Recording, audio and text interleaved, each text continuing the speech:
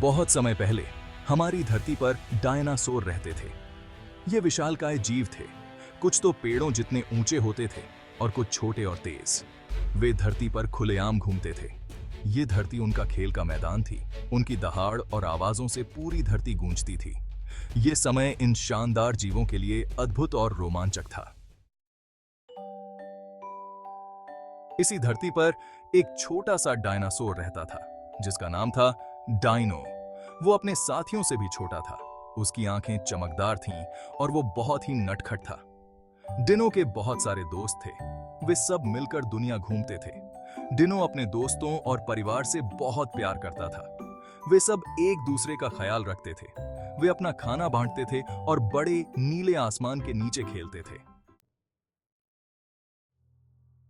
एक दिन एक भयानक तूफान आया। आसमान काला हो गया और धरती हिलने लगी। सभी डायनासोर अपनी सुरक्षा के लिए एक साथ इकट्ठा हो गए। डिनो डर गया था, लेकिन वह जानता था कि उसे अपने दोस्तों के लिए बहादुर बनना होगा। तूफान कई दिनों तक चला। खाना कम पड़ने लगा और डायनासोर थक गए, पर उन्होंने उम्मीद नहीं हारी। वे जानते थे कि उन्हें इस मुश्किल का सामना मिलकर करना होगा। तूफान से जूझते हुए डिनो और उसके दोस्तों ने दोस्ती का असली मतलब समझा।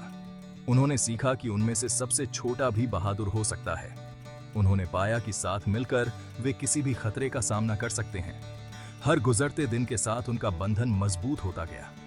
उन्होंने एक दूसरे की रक्षा की और एक दूसरे का साथ कभी नहीं छोड़ा। उनकी कहानी हमें प्यार और एकता की ताकत का एहसास दिलाती है। भले ही डायनासोर अब हमारे बीच नहीं है, लेकिन उनकी कहानी आज भी जिंदा है। उनका साहस और एकजुटता की भावना हमें प्रेरित करती है। उनकी तरह हम भी जीवन में चुनौतियों का सामना करते हैं, लेकिन उनकी कहानी हमें बहादुर बनने, दयालु बनने और हमेशा एक दूसरे की मदद करने की सीख देती है। डिनो और उसके दोस्त भले ही चले गए हों, लेकिन उनकी साहस की कहानी हमेशा हमारे साथ रहेगी।